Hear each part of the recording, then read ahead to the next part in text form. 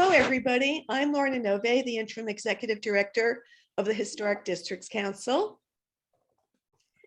And Rachel Levy. And I'm Rachel Levy. I'm the Executive Director of Friends of the Upper East Side Historic Districts. Welcome, everybody, and thank you. Thank you. We're so excited to have you for what promises to be an exciting look behind the scenes of the hit HBO series, The Gilded Age. If you've been wondering how the sets were created, where it was shot, lots of other things, I think we're going to have the answers to that and so much more. We'd like to thank our friends at HBO for helping to make tonight's evening possible.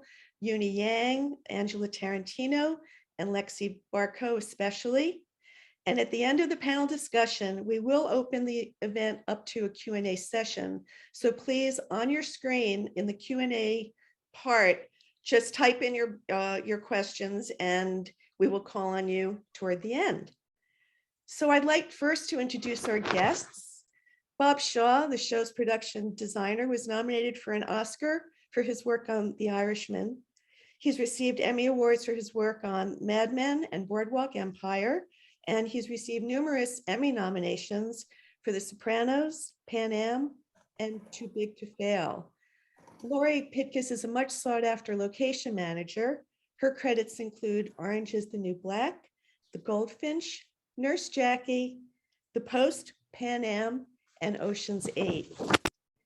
We'd like to start the evening by turning the screen over to Bob to share some images and introduce us to the show. Okay, I'll start sharing my screen now. First thing I'll say is that unfortunately, on our decisions of how to proceed, we had to rule out filming practically on any of the streets of New York City, particularly the Upper East Side, because we knew we had a very specific relationship that we needed between our two key character homes, the old money Van Rhijn family, who were on the south side of 61st Street, and the new interlopers, the Russells, who built their mansion on the north side. And we knew we needed to have the streets either be dirt or cobblestone. We knew we were going to have a lot of horses, a lot of wagons, and we were going to be shutting things down for days, if not weeks or months. And so the first decision we made was that we had to build a back lot. So I'm going to start sharing my screen and see how this goes. Okay.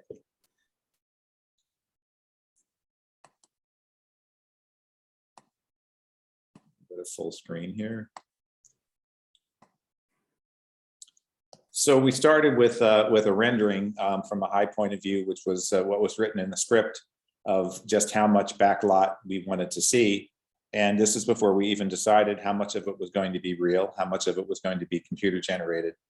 And but we started with the relationship between this house, which is where the old money Van Rhijn family lives, looking out their window and watching this large marble behemoth sort of appear before them. So that's the key relationship in the show. And the first thing we had to sort of figure out was what we were going to make the street surface out of. Again, I got in contact with somebody from a city agency who was the person in charge of roadways and the history of roadways, and I could not get a definitive answer on when the cobblestones went above 57th Street. And we priced out cobblestones and came to well over $1 million. And we had some research that seemed to bear out the fact that we wouldn't be totally cheating if we went with dirt and crushed stone. So that's the way we went. And then another given was, even though at the time of our story, there wasn't much going on in the 60s, we went as low as we could on Fifth Avenue in order to have a view of the park. And that's largely because when you look down the barrel, as we would say like this, we know that we're not going to build 4 or 5 blocks into the distance, and it was going to be computer generated. And as good as the work is now, and as much as it's improved, it still isn't as good as filming in front of something that's real. So we decided to locate them as far south as they could be and still have a view of the park, which means that when you watch the show, whenever you're looking in this direction, it's a real trees and a simulation of the park wall. Now, when I first started the show, I met with Julian Fellowes, and he said that his dream house for the show would be the Duke Mansion. And is that on 78th, Lauri? Yeah. On 78th, it's around the, it's around the corner from the French Institute, I think. Anyway, and it struck me as being a little too austere, a little too reserved, and a little bit later in period. So I started doing some research. The characters are really based on the Vanderbilts, and the character of Bertha Russell in our story is pretty much Alva Vanderbilt. So I thought, well, the house should look like this. And I was very excited about building this this French chateau. And then I had a meeting with Michael Engler, one of our primary directors on the show. And he said, the one thing I don't want are turrets. And so I sort of went away from the austere direction of the Duke Mansion, and then knew I was not going to be as fanciful as the Petit Chateau on 52nd and 5th, I think it was, and sort of landed somewhere in the middle with the somewhat later Sloane House, which is still on 72nd Street. So it had the advantage of, we did a less ornate version sort of the Sloane. It's not quite as Beaux-Arts, but we sort of were inspired by the Capitol detail and a lot of different things there. And then we decided that we didn't want them just to pull up to the curb, and we just thought we could steal the entrance of the Carnegie Mansion, the Cooper Hewitt Museum, and that would enable us to have our carriages make a U-turn or a turn around in front of the building. So sometimes our decisions are just very pragmatic like that, and it just didn't seem very dramatic just to pull up to the curb. So we then were influenced by the Carnegie Mansion. And you'll notice there's a for very practical reasons, we needed to have windows on the front and the side of our Van Rhijn mansion, because the director of photography, whose job it is to do the lighting on the film, would never want all the light coming from one direction, and brownstones tend to be one on top of the other. So we thought it was okay if there had been a garden next to the this was the Arabella Wortham Huntington house, where she was a kept woman for 10 years before she married her husband when his wife passed away. This became the Rockefeller Mansion, but we thought, well, if they can have a garden, the Van Rhijns can have one too. And we were always trying to keep in mind that somewhere just a few blocks away, things weren't really much more further along than this.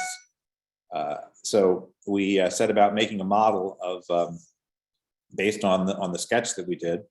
And if you look at this, you'll see that all the stuff that's in a lighter gray was going to be done on the computer. So this corner, this column, the center windows and such were all built practically. And then you'll see in some later photographs that all of this then has to have sort of a green band around it.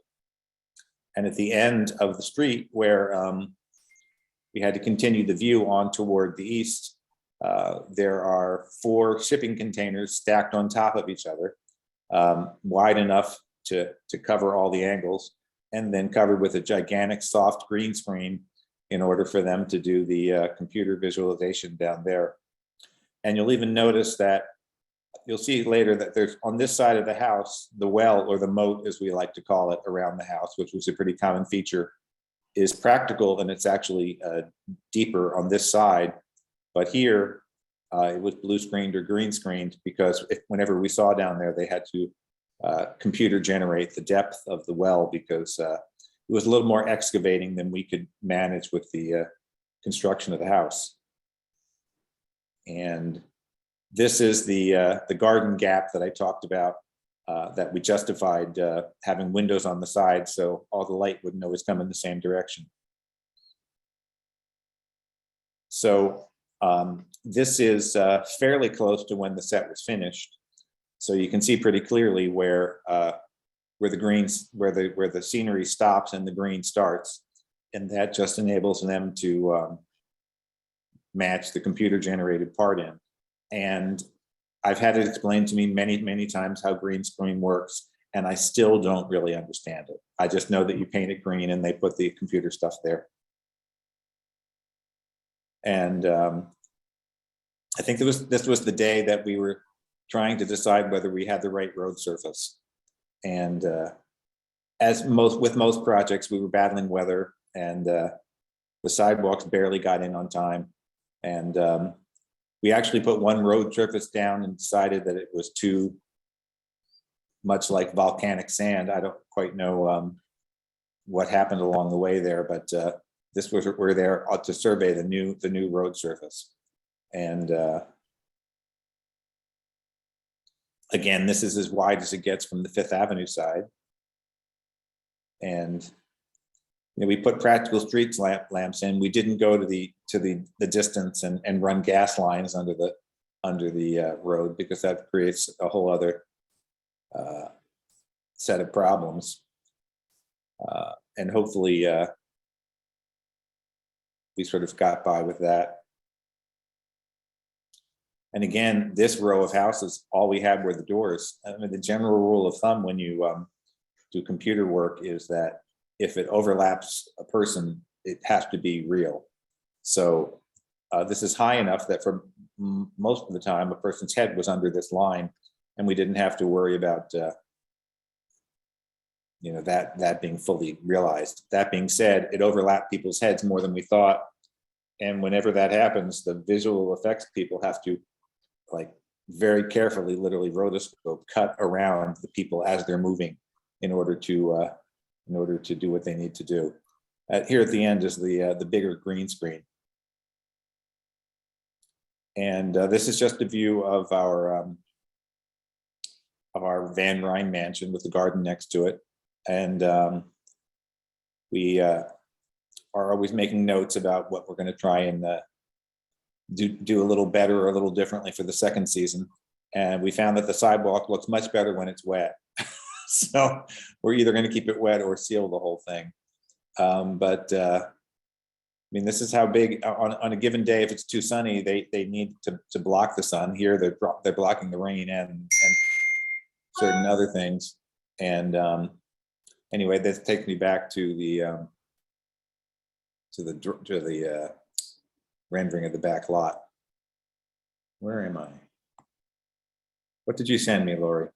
I was just sending you other backlot photos. I don't know if they're instructive. Some of them, I was just trying to illustrate how massive the green screen is with the containers. I think there's something interesting about the scale and scope of that. And I don't know if I've sent you the proper photos, but if they get to be of anything of interest, there's some extra ones that I'm trying to. One question while we're on the backlot too, that I think people are wondering is, where was this backlot located?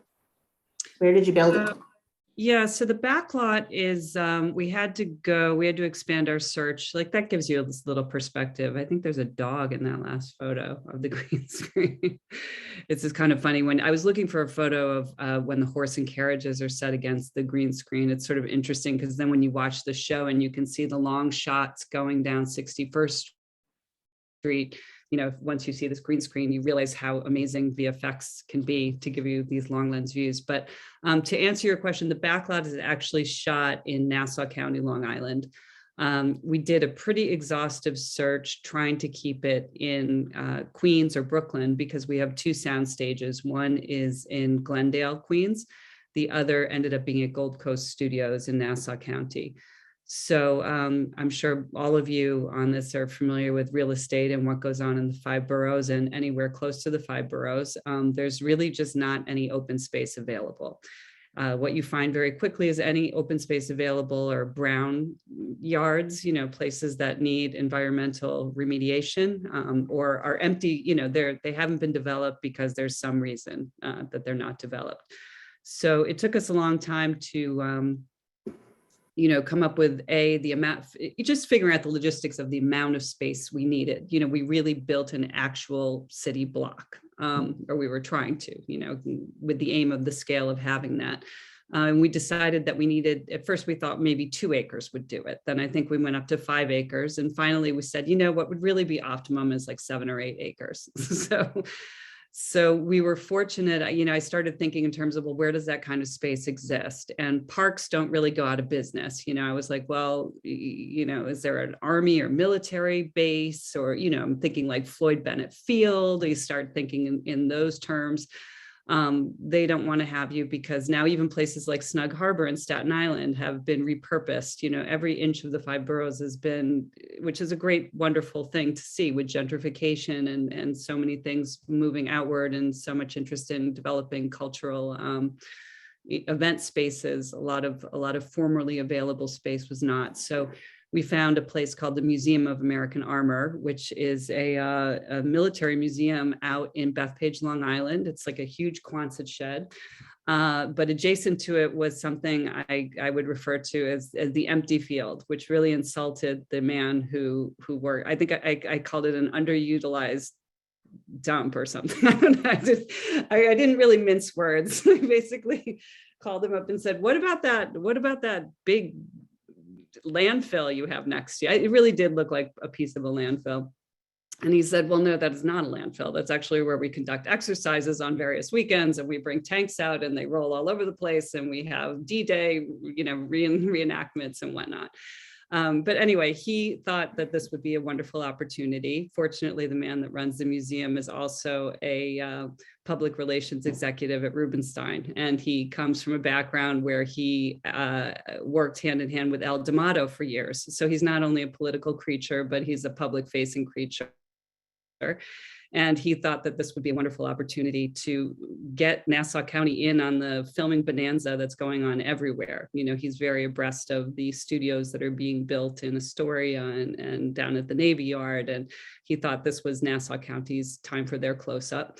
And he ferried us to the proper people at the county executive's office. And we learned that there is a way, if there's political will and people behind you and a big studio to back you, there is a way to build a backlot on what's essentially publicly owned, or at least partially publicly owned property, because there is a long-term lease. The museum does have the long-term lease, and we're kind of piggybacking on their situation. So that was step one. Step two was, and it was really a fascinating experience. I think, Bob, you probably remember one day we stood on the hill and I said, wow, a year from, or less than a year from now, there's going to be a whole city here. Like there's going to be a backlot here. And what never ceases to amaze me about filmmaking is how industrious we all are when we put our heads together, and the fact that we can look at a drawing, together and imagine this whole thing. Most of us can't clean a closet when we're off from work, but somehow when we all come together, we can create an entire backlot. Is an astonishing feat to me. So, standing on this big field, the next step was really, we did have to hire a proper construction company. And per our agreement with Nassau County, we basically said we will, in exchange for having the permission to be here for 2 to 5 years, we will create a space that can then be utilized by the county for something productive, meaning, prepared to be a soccer field or a playground, or, we had to go about this in every proper manner. So we hired a construction company that had done projects as big as Nassau Coliseum. I think they built the JetBlue terminal. So these were, big capital improvement projects. They came in with bulldozers and graded the property, which was a hill. So it was really, there was, a lot of physics to be worked out, a lot of water runoff to be figured out. We've done things like planted weeds on the side of where the backlot ends to take care of filtration and controlling runoff. And so if you ever in Bethpage, Long Island, some of you might be familiar with, there's a historic site called Old Bethpage Village Restoration, which is, when is that village dated back to, like the 1840s, Bob? Something like that. Some of it's earlier, I think, but even earlier, right? Yeah. So, but it's our backlot is part of their property also. My only other experience doing a backlot was Boardwalk Empire, and I think we were on privately owned property that was condos that were canceled after the economic problems in 2008. We didn't have anywhere near the amount of engineering involved. We didn't have much drainage issues. We didn't have, the amount of money that's under the set is a little daunting. I think we have like 25 dry wells under the set. So I'm gonna share again, because someone told me it was a nice thing to do. And see if I can get to my screen. So then we started on the houses after we had figured out the back lot. Come on, make it. There we go. Now this changed a lot. We started with this rendering, and the house in the script would have been there probably from sometime in the late 1850s or early 1860s. And as I started to touch upon, and all the architecture and history buffs know, I'm sure, is that there was really nothing there at the time. So it's I mean, that was one decision in making the exterior. We did a row of brownstones because we figured anybody who invested in building up there at the time would have built a block of houses. The famous example is Mary Mason Jones, who's the fictitious Mrs. Mingott character in Age of Innocence, who built her marble houses up on 57th Street. She built a block of, I think, 6 houses, because if she was going up there, she wasn't going by herself. So there's so much in the city from 1890 afterwards. And when you start looking for earlier than 1890, there's less and less. And one of the brownstones that I knew was from some point in the 1850s was what is now the Salmagundi Club on Lower Fifth Avenue. So Lauri arranged for us to have a little scouting trip to the Salmagundi Club, and we copied a lot of details. We were a little bit inspired by these columns and sort of used them in a different way on our set. But our moldings and some of our details are very definitely inspired by the Salmagundi Club. Although interestingly, when I first started, this is one of the strange things that happens for us, is that we never get a set of photos of the set when it's completely finished. We're working, we're painting, we're putting down carpeting, we're wallpapering, and then just when we're almost finished, the lighting crew comes in and they put ladders and extension cords and work lights and big giant lights that they start hanging. And so we almost never get pictures of things that are completely finished. But it would have been accurate for the woodwork if this was an 1850s, 1860s house to all be painted. And I did a version where I showed everyone how it looked when all the woodwork was painted. And as often happens with shows, originally they were from the South. And so an early concept was that with the painted woodwork and a certain style, it would be sort of an antebellum sort of mansion moved north. And then they changed the script and they were now from Pennsylvania. And so that made the whole antebellum thing sort of go out the window. And everyone felt that the version with the darker woodwork, which of course isn't stained, it's all painted by the scenic artists, was the way to go. And again, looking at research from every here and there, noticed of course that in the Merchant House down on East 3rd Street is carpeted, and there are a couple companies that still make this carpeting, and it comes in long runs. It almost looks like you're buying runners, and they sort of stitch it all together. And this company that does this had to come and install this because it's a very complicated process, and I didn't think it was something that we could handle.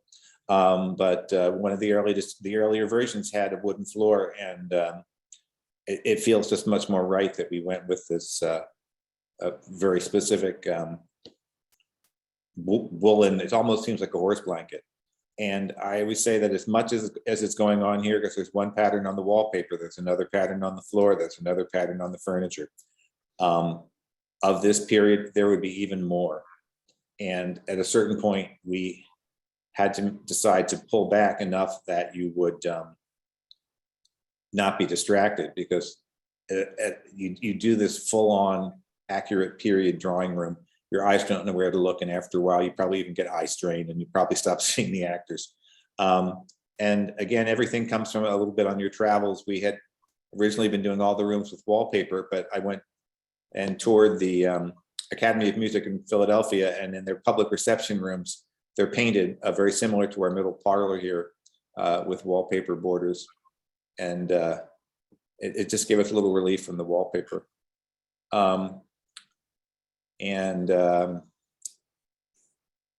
This is just another, this is the opposite view, looking from the dining room toward the front parlor. I mean, usually we like to get as much depth as we can. One room is good, 2 rooms is better, 3 rooms is better still. So the deeper we can get behind the camera, the better it tends to look. There are still companies that make the reproductions of the gas lamps.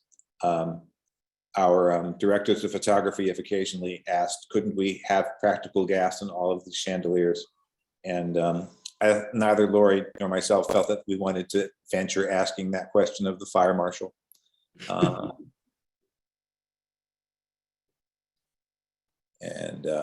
This is the middle room I talked about, which is all these all of these decorative borders that are in the cove at the top there.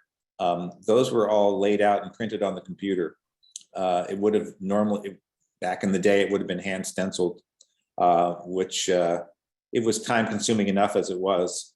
And it was all printed on a heavy canvas because it would last longer and take the curves better than paper. But again, this isn't even fully finished.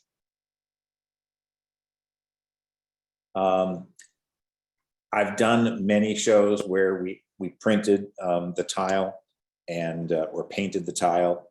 And on this show, we decided to go all out and get the actual period and caustic tile, the accurate thing shipped from England. And I don't know what anybody else thinks. I feel it's worth it to have the real tile. I was happy that we went that way. And this is this shot that found its way from the magnificent Ambersons into our show. And we have a butler's pantry off our dining room because there would have been one of those back in the day. And then we have a sort of partial staircase that takes you partway down to the basement. You can't go all the way because otherwise the set would have been up about 12 feet in the air, and it's probably up about 8 feet. But this staircase that you see in the corner ties onto our other set.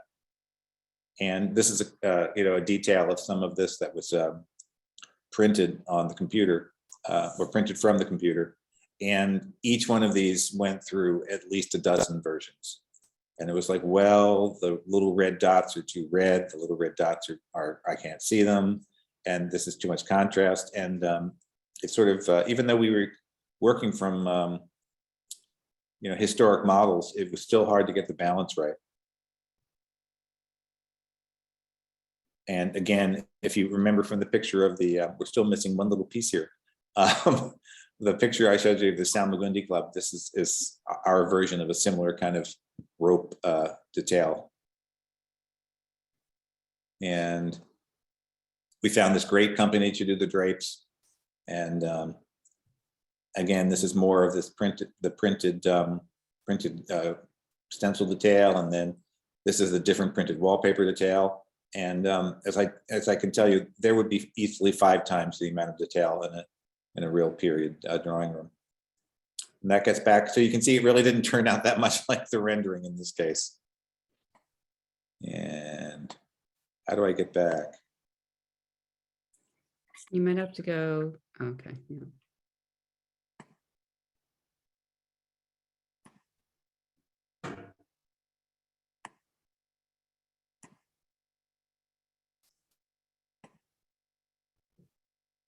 Oops, I don't want to print it. Where am I getting to? I'm looking for my little full scale icon. Anyway, the thing that was the hardest to find any information about was the basement kitchen. I guess not that many people took pictures of the basements of their brownstones. So there was some historical reference and a lot of conjecture. And again, the tiles we used, and you can see in the corner the beginning of how this is the lower portion of our butler's pantry, but a lot of it, frankly, was there's a bit of invention going on here. I know that there were some rooms for the servants downstairs, because I have a friend who has a wonderful brownstone on West 75th Street, that she was the third owner. And so when she moved in, there were still the rooms, very tiny, tiny servants' rooms on the first floor. And, you know, our script says that the female servants are on the top floor and the men are on the ground floor. But the reality is that the cook was always on the ground floor because she had to get up hours before the house was up to light the oven, because the oven didn't come on in a snap. It took quite a while to get up to temperature. So the poor cook had to get out of bed before everybody else and start the fire. Now, what's going on here?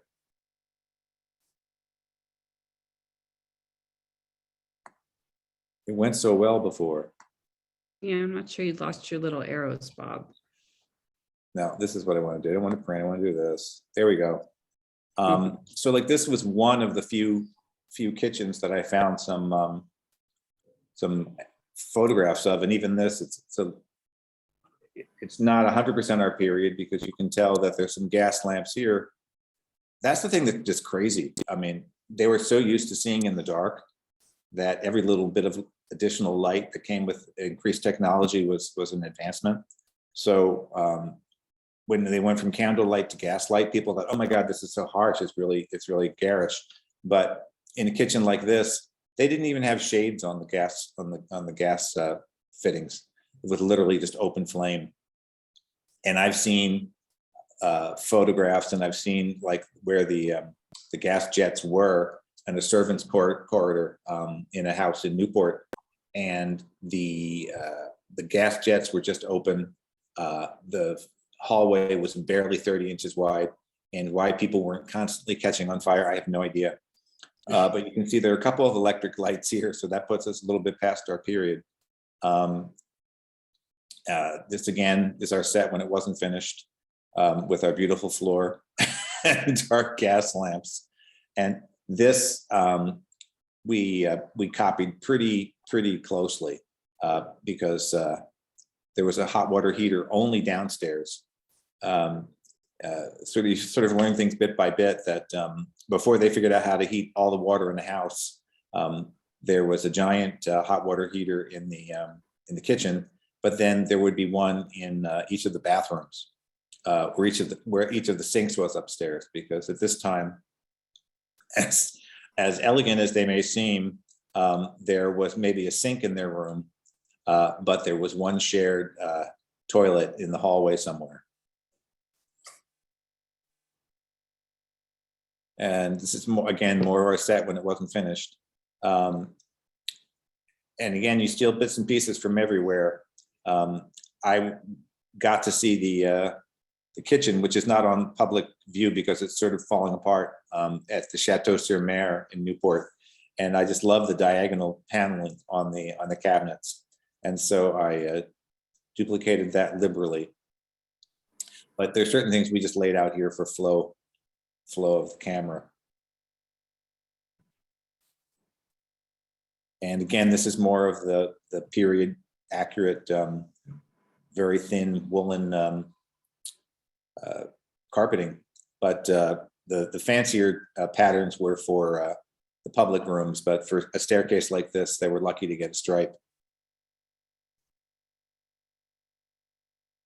And we made a decision on this. We had access to a company that still made stained glass, and we've had many different ways to fake it. But we found out that in the places where we really wanted to feature a stained glass window, real glass and real leading, if nothing like it. Because we can do different versions of it. We even do a version of it sometimes where it goes through a 3D printer and the leading is built up in layers on the 3D printer, but it's not the same as this real glass stuff. And there's another one. And there we go back to the rendering.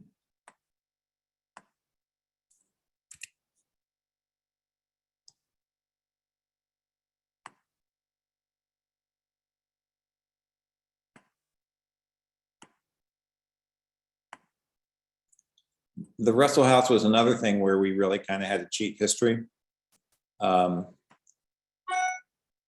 This is this is our, whoop, that didn't work. Mhm. Okay. Great. We actually had a pretty fabulous illustrator named Matt Sama working with us, and we're asked over and over again, wait, that's a rendering and not a photograph. This went bit by bit. He was working neck and neck with Lauri Brown, who was the set designer for this show and who's now our art director. And he would say, do you have the fireplace yet? Do you have the fireplace? And would put the fireplace in the rendering. And he would draw it and then he would add it in. And there are little bits and pieces taken from everywhere. One of the first things that I tried to achieve is looking at staircases in most houses. People are sort of revealed a little bit at a time. So this is the Duke house, which Julian was very fond of, but somebody sort of appears from around the corner. So you would see sort of the bottom of their dress or their trousers or something like that, and their hand on the handrail before you would see the whole person. And so I was trying to come up with a layout where you would see a full person standing at the top of the stairs. So I didn't find anything that really fit the bill in a residential house, but since I was looking at a lot of Stanford White buildings because he figures in our story, I sort of cribbed this from the Metropolitan Club. So if you think if there was another staircase going in the other direction here, another run of stairs, that would kind of be the Metropolitan Club. Again, you could say I say I'm paying tribute to these things. I'm or even homage sometimes. But again, I didn't feel that the Duke house, splendid though it may be, was as over the top as we needed for our conspicuous consumers, the Russells. And this is a little piece of the actual Petit Chateau of Alva Vanderbilt, and it's so heavy and so Gothic. I always say it looks like there should be a production of Ivanhoe taking place in here. Everything was stone, everything was carved, everything weighed tons. And accurate though it may be, it just felt like the show would be weighed down under all of this heavy carving. And we also pretty early, it wasn't, I don't know how far in, Lauri, we were before we decided we were going to have to go to Newport. And when I interviewed for the show, I said, don't build a ballroom. Unless you're going to have a ball in every episode, the amount of money, the amount of space, it's going to take up on stage, it's not worth it. And we will, find some great ballroom to go to. So that put us going to Newport, and most of Newport is, 10, 15 or more years later than our period. So we also had to push things forward in the timeline a little bit so that they would meld in with the look of Newport. So this is the photograph of the thing, pretty close to finished. And again, little bits and pieces come everywhere. One morning, our scenic artist, Pat Sprott, and I decided to meet on the Upper East Side, and we were overly enthusiastic, and we forgot how dark it was going to be, how early, and we got there to go on a mansion hunt, and it was very dark, so we had to go have some coffee before we went and started looking at things, and found out things that we just never thought we would have thought about, that the first course was usually granite, even if the mansion was limestone, just because it took so much more wear and tear. There was granite on the lower levels. And we saw the faint amount of combing, a little bit of variation in the face of the limestone. And we were next to it. I always forget which is which. Is it the French Institute that's around the corner from the Duke, Lauri? Yeah, it's on the other side. So I said, oh, this you should really look at for the marble. And there was Pat, who's very tall, fortunately, up against the window taking photographs of the marble in the French Institute. And although that's on a very black and white scale, if you look at the French Institute, our marble is very similar. And I was always telling her that if marbling were an Olympic event, she would be winning the gold. And Bob, if I could jump in, since you brought up materials and how things are recreated, can you talk about the ways materials are copied? Because obviously you didn't use brownstone, you didn't use marble. Can you just Well, sure. process? Well, sure. They actually, this floor is sort of an interesting thing because at the time I didn't know if we would ever be filming in the main area of Marble House, but I love the patterning of the floor. And through our contacts with the Preservation Society in Newport, we were able to have a photographer go in with a rig and take direct overhead photographs of all the marble. And this is all printed. It's all printed directly on the substrata, which is sort of like it's sort of like masonite, but a little firmer. And it's amazing. They can print on almost anything now. And so this was printed and then just sealed and sealed until it had like a glossy marble surface on it. We had a first batch. Whenever you do something like this, you're having them send tests to make sure that the color that you're seeing on your computer screen is what you're getting in the final output. And I don't know what happened. We approved the final output and this absolutely petrifying greenish yellow marble appeared. And everyone was like, I don't know, you think you can live with it? Fortunately, the vendor admitted that there had been some terrible mistake and they redid all the marble. So this floor was printed. When they do the walls that are meant to be to look like limestone, they do a very, very thin cement-like mixture and literally comb it on with it almost looks like a wallpaper brush because it gives you a fine striation in it. And in this case, they did all of the pieces of the limestone separately and then glued them on because they didn't want nail holes in them. And there was one scenic artist even who was so enthusiastic about being on the project that the summer before it started, she went to France and took a 2-month class in decorative painting, and she was sort of our lead marbler. And so, there's some kind of funny things here. So the front gates were modeled after several things. It's a little dash of the Marble House in Newport, a little nod to the Lotus Club. And the Lotus Club actually, normally you would have the iron gates on the outer level on the street, and then the wooden doors would be inside the vestibule. But that wouldn't work for us because we always want the additional depth of this little vestibule. And then when I realized that the Lotus Club had their iron on the inside and the wood on the outside, it's like, okay, if it's good enough for the Lotus Club, it's good enough for us. And the funny thing is these seem so giant on our set, and we were recently at Marble House again. They don't seem big at all next to Marble House. And now this is made, the doors are made of wood, and most of the detail was done computer cut into a plastic material called Sintra. So most of this is just layers of Sintra and built up until it looks like this. So is someone looking at the questions that come in? Because I keep seeing questions pop up.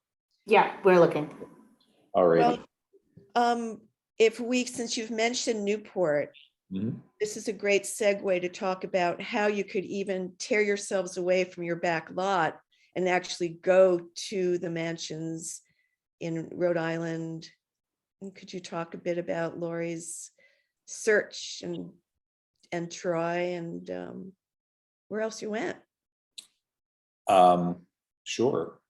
Well, actually, if I get to a certain point, this show has had a long gestation period. And I started the show when it was originally going to be on NBC. And we started drawing the back lot, and we started, to work on a budget. And NBC had said that they were ready to go big on this. And then they found out with our first budget just how big was, and said, let's put a pin in this. And literally, we got the word on a Thursday that they were going to be shutting down and thinking about what to do next. And maybe they would want to do the show in Budapest or something. And I had arranged a trip to Newport to that was the following Friday. So I went ahead on the trip and spent 2 days there. So I went to Newport more for research than thinking that we were going to film there. So I got a great tour of all of their properties, all the Preservation Society properties, including places that you don't usually get to, like the servants' quarters that were so narrow that you could hardly walk in them. And then this all was put aside for a while. And then we started up again with HBO, who had a much bigger idea of what big was. And, you know, other than knowing that we were always going to do a ballroom, I think we originally went to Newport more just on a fact-finding mission, right? Yeah, I think we were concerned about how cooperative the Preservation Society would be. You know, we've all experienced these houses from one side of the velvet ropes, and everything is so precious. And it really never occurred to me that they were going to let us bring big tractor trailers up the driveway and roll in. I wish I did have a picture, I'm sorry, of what the vestibule next to the Breakers Ballroom looked like, because going back to what Bob was saying, we did not build a ballroom for all the right reasons, because it is so large. But we decided if we're going to do a ballroom, we might as well do the best one in Newport, which was the Breakers Ballroom. And that really describes the extent of the cooperation we had from the Preservation Society. Not only did they allow us to shoot at Chateau and Marble House, and we were pretty much we were at Chateau, we were at Marble House, we were at Rosecliff, we were at the Elms, we did the kitchens. You know, the kitchen tour that many of you may have been on is actually our Russell kitchen. So Bob built the Brook House kitchens, but the Russell kitchens are practical and existing kitchens downstairs at the Elms. And actually going back to what Bob was saying about even the gas lights that came in, you know, the Preservation Society was actually wonderful enough that we were able to not just remove it, we like sort of expanded their light fixtures, and we were able to rig our own light fixture in to have something a little more authentic than what they had at the time. It's so actually they really crazy rolled what they out let the us red do. carpet. They were really great. And I will say one of the most startling experiences for me and interesting experiences for me on the show was the difference between scouting and, you know, I'm walking on eggshells watching a crew of, you know, 40 people or whatever tromp through a house with wet shoes. And I'm trying to get everybody not to walk on the carpets or touch anything. And then, you know, a few months later, as we're prepping, this staff at the Preservation Society basically empties the houses for us. And then you go in the house, you're like, oh, it's just an old house. You know, you have this complete disconnect with how different the houses look when they're up and running and open to the public, and when they're, you know, behind the scenes. We see them in the wintertime too now, you know, when a lot of work goes on and they're touching up things. And you kind of walk in these houses, you're like, yeah, it could be anywhere, you know. Well, the funny thing is that everything looks so pristine. And we were in Marble House recently, and we were saying something about the drapes. Oh, don't touch the drapes. What? They're the original drapes. The drapes are 120 years old. So you can imagine what the 120-year-old, I mean, you understand what the term threadbare means, because you'll look and you'll see there's nothing but like a series of threads. And, but when you see what they let us do, and a lot of it was because it worked for both of us. We were a little bit their savior during the COVID, the height of COVID, because they weren't open. And they had some income generated from us, but we were at the Breakers, and there was a giant tent on the front lawn of the Breakers, and then there were 2 giant tents in the back of the Breakers.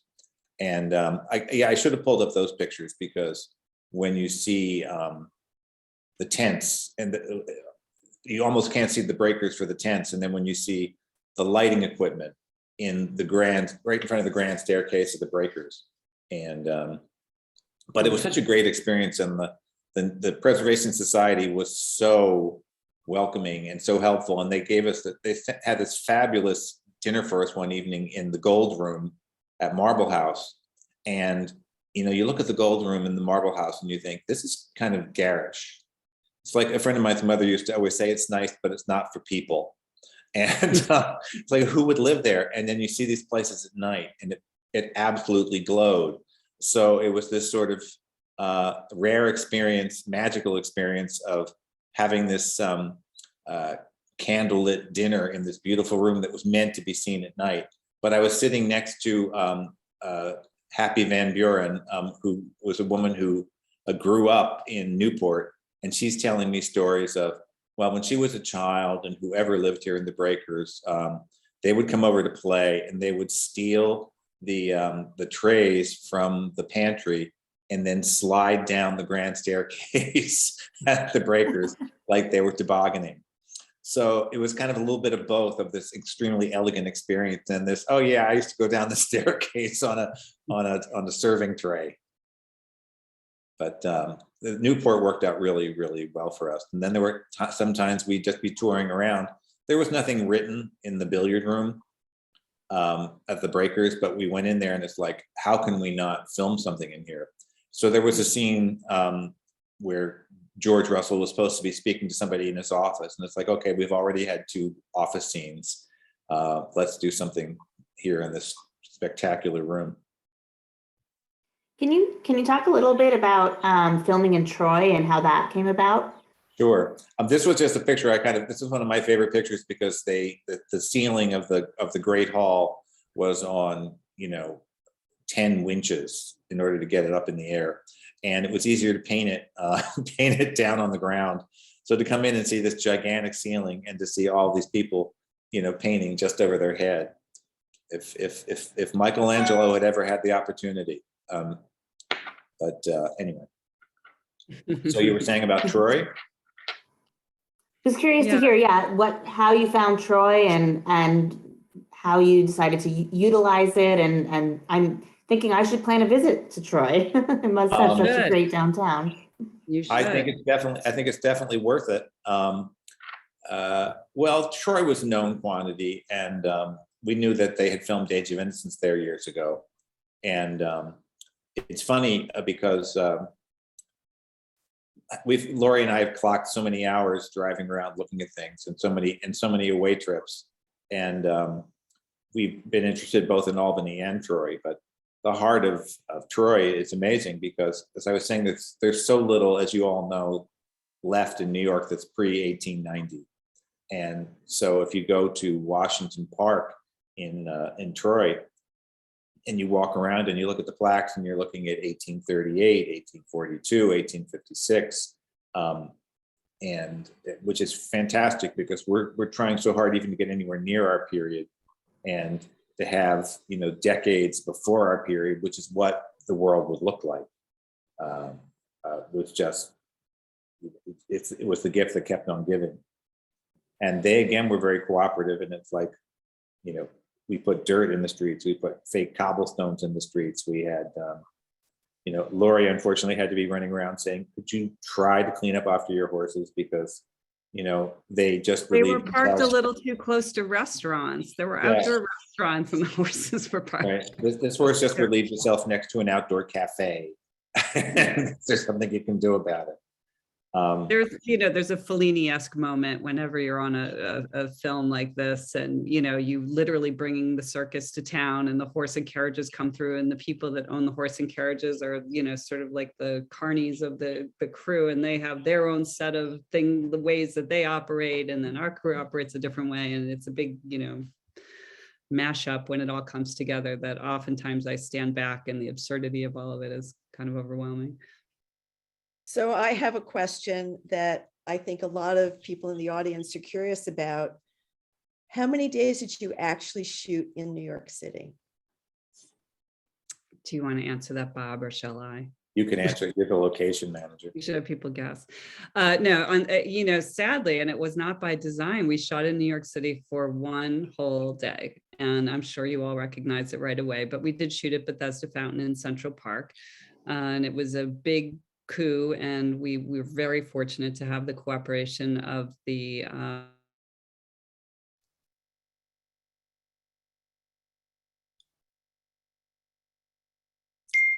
You just froze. She was probably going to say Parks Department. Take it away, Bob. No, we actually had 2 different, we had to prep this whole show twice because we had the sort of pre-COVID plan, and then we had the post-COVID plan. And, there are times when you know, Lauri and I have been doing this a long time, and an exciting day is if we see something we've never seen before. And one of the things I kept saying, can you get into the Polish consulate? Can you get into the Polish consulate, the former De Lamar Mansion? Can you get in there? Can you get in there? And they hadn't really previously allowed filming, or they hadn't allowed it in a long time. And it's one of the surviving Gilded Age mansions from 1905. And we got in. And we were going to shoot there, and we had a couple of scenes we were going to do there. And then, you know, like everybody else, they had to change their policy, you know, post-COVID. And so we had a lot more New York planned.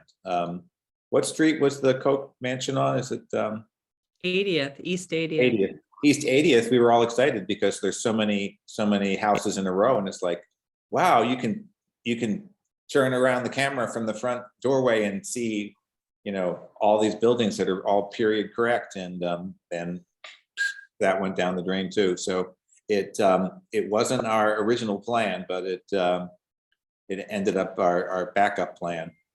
We had more planned for New York. Well, there is One of the- season 2, just saying. Yeah. Yeah, it's been really fun to hear some of the name drops of, you know, buildings around the city. And I'm wondering if at some point we'll see cameos of some of these places you've talked about. The Union Club I've heard mentioned on the show, the 7th Regiment Armory, the Lenox Library, I think in the episode just yesterday that was that came out on Monday. And so it's been really fun to, you know, for us history nerds to nerd out on all the real life mentions. And then sometimes a success story, you know, is great for a building and not as great for filming. I filmed many times in the Park Avenue Armory when it was a little bit down on its luck before its rather spectacular turnaround. And, you know, it's a great place to film, but it's just not as easy anymore because they're so busy and they have so much going on, which is great for the building. But it used to be, oh, let's go to the Armory, and we just kind of would give them the dates and we went. And, you know, everything's in such beautiful condition now. One by one, they've been repairing so many, you know, restoring so many rooms. But, you know, that happens too, you know. And then there are it's always funny because there are places that for years they'll be saying, we don't allow filming, we don't allow filming. And then they have a change of administration. And then you get a call and it's like, hey, would you ever be interested in filming here? Like the Lotus Club was a place. Club. Yeah, The Lotus Club you just like did that. hands off, no Lotus Club. Well, and he actually in the last couple of years, the Irish Historical Society also had changed hands, and for a while they weren't letting people in. And I just received a note from them a couple of days ago saying, "Hey, come on over." So we'll see. Season 2, maybe. You never know. Where do you get all the furniture for the show? How does that work? That was one of the questions that came in the chat. Is it constructed? Is it sourced? How does that work? It's a lot of different things. Regina Graves was our set decorator, and she is just kind of amazing, spectacular at doing jobs of this size. I always say that she's the Army Corps of Engineers, but for decorating. And certain things, we made a trip to Los Angeles and rented some things from prop houses there. The interesting thing is there's not a lot of interest in the furniture of this period for people to have in their homes anymore. So getting the frames for the furniture is not such a difficult thing. Reupholstering them with the appropriate fabrics can be quite daunting. And we went for some very high-end fabrics that I was surprised we were even able to use. But for example, in this illustration of the dining room, those were, since they're mostly upholsterers, that's a reproduction chair. Oh, this was just an idea of why we decided not. This is back to Ivanhoe. So this is the very sad thing when they were tearing down Petit Chateau, and this is the thing that you're all, you know, united against and doing your best to stop. So I saw this picture, and but anyway, so we go to the breakers. I mean, this is how you can see we sort of crib the light fixtures mounted to the columns so that we could then go into the ballroom at the breakers and feel like we were in the same house. But some furniture's reproduction, some furniture's they work with various pickers around the country who help them acquire things. There's a little bit of rental in the city. There's rentals from California. It's a variety, and I mean, this carpet here was a purchase from a very, very high end, when they call the rug palace size. One of the interesting things here is this table we made because we needed it to be able to break into pieces for camera. So we purchased the pedestals, we added the gold parts. The surface of the table is photographed. That was assembled on the computer with different wood samples laid out like this, printed. And then we were fortunate that one of the people on our scenic artist crew used to work in a factory finishing pianos. So what really makes this work as successfully as it does is that it has this, like, I don't know how many coat lacquer paint job on the top of it. And so it's a variety, but all this stuff on the walls, like the doodads on the lower part of the column, you all buy from different supply companies, and they're made of resin. And as a matter of fact, again, we had a bit of an issue that we purchased all this stuff. We didn't get a chance to assemble it all when we were shut down for 4 months with COVID. And we found out when we came back that a lot of the stuff had dried out. So when it was new and it just came from the manufacturer, it was very easy to bend to the curve of the column. And then we went to bend some of it after we got back from COVID. It was like bend, snap, snap. But we, fortunately, it's hard to know how much you need. And again, Lauri Brown, who drew all this, I would make jokes and say, maybe we can find something in Larry's ornament warehouse. And because we had shelves and shelves of leftover ornament. This was, a banquet. This wasn't fully put together, but it was, some real food, some fake food, and a little bit of everything. And this is just, again, someone had drawn some detail here, and I remembered seeing on the ceiling of Marble House, there was a section where it was actually stenciled instead of dimensional.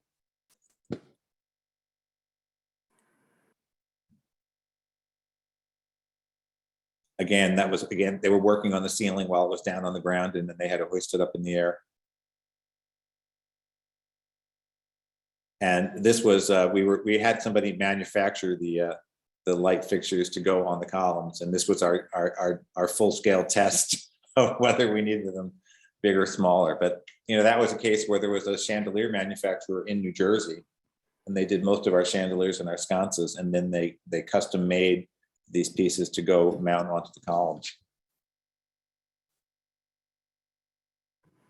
This is just, this is, you see on this table, this is just a pile of leftover ornament.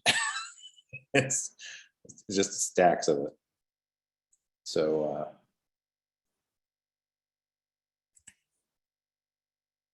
Bob and Lauri, we could do this all night long, but here we are at 7:06. 7:06. But we'd love to have you come back and continue this. You're just such a wealth of information, and we all love the show so much. Thanks. Did you have, are there some questions that you want to do? I saw there was a question about Mrs. Chamberlain. There were two Mrs. Chamberlain questions. One was about the art on her walls and that it was later than the early 1880s. And the other one, I think, was about, is she a thinly veiled Arabella Wortham? And the answer is yes. She's definitely a thinly veiled Arabella Wortham. The one thing that definitely was later was the Degas dancer, because even though it existed at the time, it was not replicated until a little later. But actually, we dated most of the things on her, or everything on her walls we had dates for. Whether or not she would have been able to acquire it at that time is sometimes debatable. But we vetted the dates on things, and the one thing I know was advanced was the Degas. But that was because specifically that the director was looking for an image, and it's not this, not that. Is her house a set or is that a real Her house location? is the Sleepy Hollow Country Club. Yeah, her house is in the Vanderbilt Mansion in Briarcliff Manor. Yeah, that question has Instagram buzzing. Oh, People have been trying to figure out if that's a real place, but no one could quite figure it out. So, burning question. And you've done so much to draw attention to all of these historic houses and talk about Instagram. They've been sharing so many of their experiences, their wonderful experiences with you and your crew. So you've really helped shine a spotlight on Lyndhurst and other houses closer to home, and everybody so appreciates that. Well, like I say, I just make a beeline to the conservators. It was funny that we went for some event in Troy in the middle of last summer. And, the only thing I did while I was there, other than this little meeting, was have breakfast with the head of the Rensselaer County Historical Society. And, those are the people I gravitate toward. Because they have so much information, you can just pick their brains all day long. And did you have historians on staff as advisors? We had multiple historians. We had somebody who was specifically a food specialist. We had somebody who was a professor dealing in African-American history at Rutgers. Dr. Erica Dunbar was extremely helpful. We had our own in-house person doing some research, just all day long. And it's just a funny thing, because determining when something was invented, when it came into common use, and when someone in our show would possibly have had it, it's always a funny judgment call, because something existing and other people having it is Right. two different stories. But Right. I mean, we don't all get all new clothes every year. So you would have had things, right, that from the past. What's Kristen's last name? Silver? Lauri at Kristen Silver at Lyndhurst. Kristen Yeah. Silver at Lyndhurst. There's nothing that she can't expound on for hours. I mean, whether you ask about a radiator and then off to the races. So, that's why I started trying to explain. Sometimes, we have to serve the story as well as history. Is there anything kind of anachronistic that bugged you, that you had to kind of sacrifice on to give for the story, that you kind of just wish you could have served that historical detail? Well, one thing we know we can't do are when they're walking on the street, the curbs, the handicap curb on the corner of most streets. We really can't do anything with them. And they kind of jump at me when I see somebody walking down the street, but we can't make little wedges to fill them in. And they're very hard to remove with a computer, because people's feet are constantly going over them. And then you get that trying to trace around them thing. There's so many things. And particularly, this is the first time I've done a show that was pre-electrical. And you go into a house and you're like, looking around and you go, okay, this many light switches, this many alarm boxes, it's just endless. And you do as much as you can, and as lavish as HBO has been, there's still things that we just can't do. And then there are things that there is no reasonable answer. You go into a historic property, they have an electrical chandelier, and I said, could we take that down? And it's like, well, it's been there since the house opened in 1889. So we would prefer you not touch it, kind of thing.